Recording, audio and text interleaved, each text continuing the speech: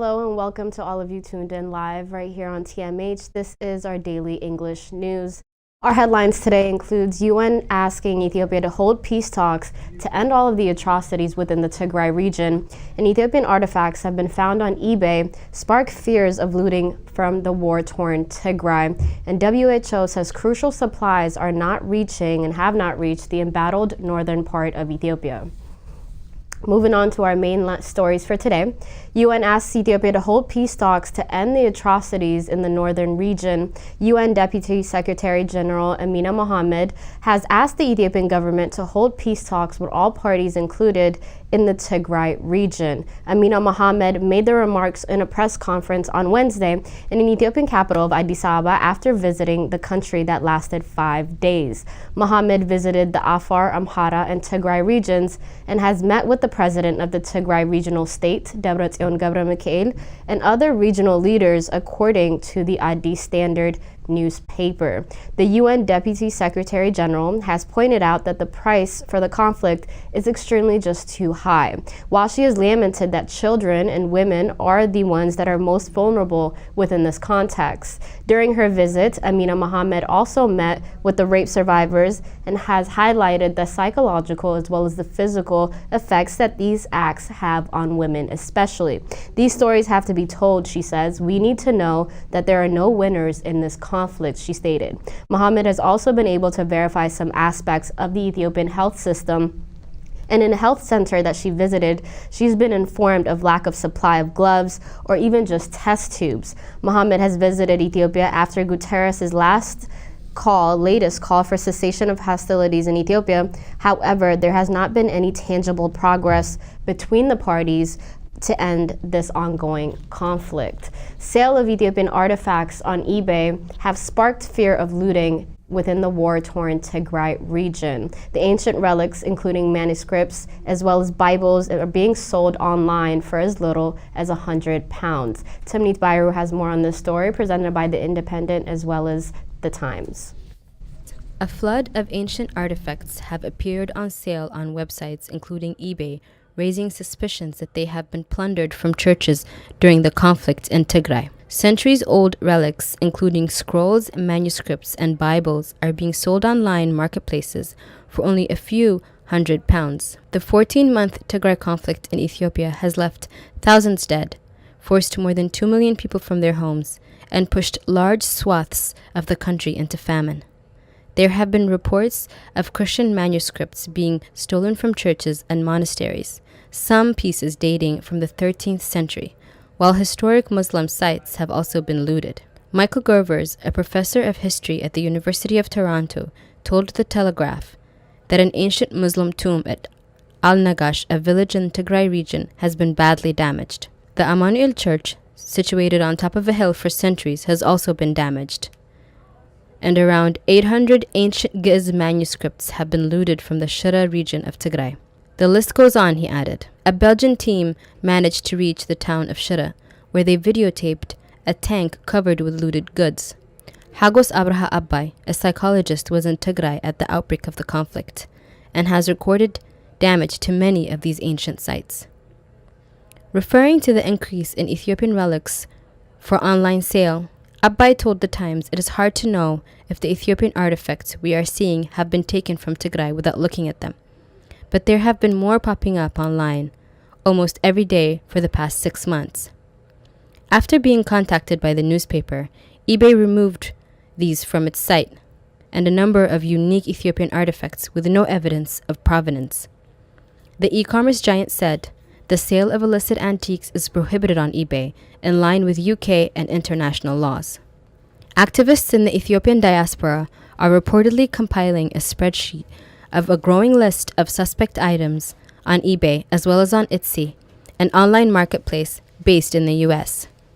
International experts raised the alarm last year over the security of religious and cultural artifacts in the Church of Our Lady Mary of Zion, a chapel in northern Ethiopia. Many believe that the church holds the Ark of the Covenant, a biblical casket containing the 10 Commandments. The war in Ethiopia broke out in November 2020 between the government and its allies and the Tigray forces. Millions of people are urgently in need of food, according to the UN, but aid groups are struggling to deliver assistance due to blockade by the Ethiopian government. A top Eritrean army general has allegedly been fired on suggesting withdrawal from the northern part of Ethiopia. According to Sudan Post, the unnamed member of the Eritrean Army Command was reportedly removed late in January by President Isaias when the president could not be convinced for the reasons suggested by this army officer that the warrant withdrawal from northern Ethiopia. As you know, there has been an armed force from Eritrea, this general suggested, according to information we heard, that the presence of Eritrean forces in Tigray and some parts of Afar was not necessary, as the secretary's source, who requested not to be named. The source said the Eritrean leader, Isaias Afwerki, then decided to replace him with a junior officer whom he promoted to the rank of Major General. Eritrean government had dispatched its forces to fight alongside the Ethiopian federal forces against Tigray when the conflict initiated back in November of 2020. Under United States and international pressure, Eritrea was forced to return its forces to territories, but thousands more of the Eritrean forces remained in the northern region, despite government claims in Asmara that it does not have any forces within the country of Ethiopia.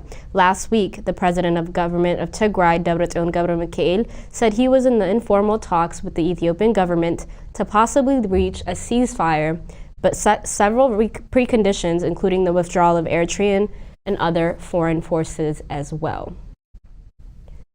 World Health Organization says crucial medical and other supplies not reaching northern Ethiopia due to the insecurity and the bureaucratic difficulties as well. WHO spokesman Christian Lindmeier says the situation is particularly critical in Tigray region. Timnit Bayru has more on this story.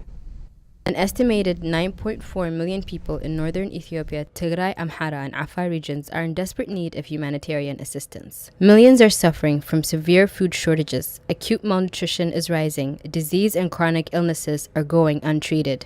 The World Health Organization reports dozens of mobile health and nutrition teams are operating across 3 regions. However, treating those in need remains challenging. It says essential medical equipment and medical supplies, vaccines, and basic medicines are not reaching the people in need. WHO spokesperson Christian Lindmeier says the situation is particularly critical in Tigray. Lindmeier says the number of people needing health assistance has risen from 2.3 million during the first half of December to an estimated 3.9 million. However, Lindmeier says there is what he calls light in the horizon.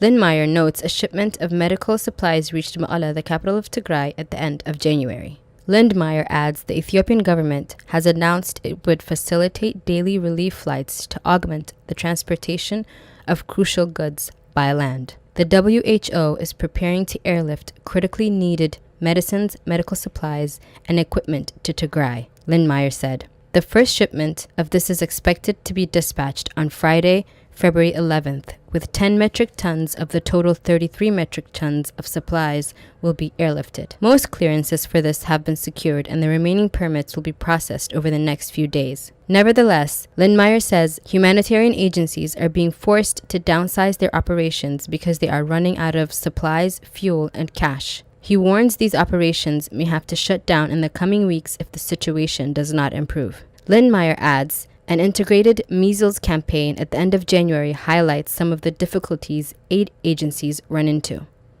The campaign, he says, targeted nearly 800,000 children under the age of 5. During this phase, 145,000 children of the targeted population were reached because of the campaign, facing challenges, including cash, lack of fuel, and cold chain capacity. Lindmeier says the WHO continues to negotiate with the authorities for access to the regions. 2 Somali opposition parties say that there will not be lasting peace in Ethiopia without the cessation of hostilities as well as an inclusive dialogue. The Ogaden National Liberation Front as well as the Congress for the Somali Cause made the remark in a joint statement released on today. On an ONLF team led by the chairman Abdurrahim Mohamed and the Congress for Somali Cause led by Ahmed Mohamed Hassan met in Nairobi and discussed the current crisis in Ethiopia as well as the Somali state. The 2 delegates extensively deliberated on the dire situation that all peoples in Ethiopia are facing the looming catastrophe in Somali state in particular. According to the statement, the Somali region is experiencing one of the worst droughts and decides that it is killing livestock as well as creating a dire humanitarian crisis. The current situation of the region, which leaves millions of people to deal with crippling famine, hunger, and malnutrition, proves that the inability of the government to act responsibly, acknowledge the extent of the problem, as well as invest in the rights and areas of these programs. The joint statement also said the drought has already caused significant loss of human lives, including children, destroyed assets, as well as livelihood. It added the measures employed so far by the federal and local governments are not only ineffective to deliver the life-saving services, but have exposed the carelessness and the sloppiness of such state.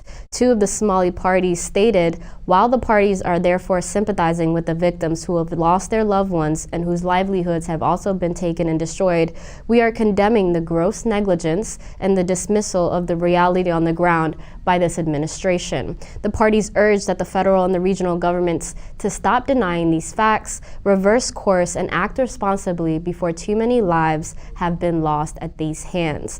With regard to the already floundering national dialogue, the party said the government must realize that without cessation of hostilities in all parts of Ethiopia and the exclusion of a key stakeholder, there will not be any meaningful dialogue and can bring any lasting peace without such cause. The two parties criticized the increasing narrowing of political space and denial of the basic democratic rights and the freedom of expression and the right of assembly that the current Somali state government is implementing. They currently particularly condemned the recent illegal detention of political leaders and the youth in the Somali state.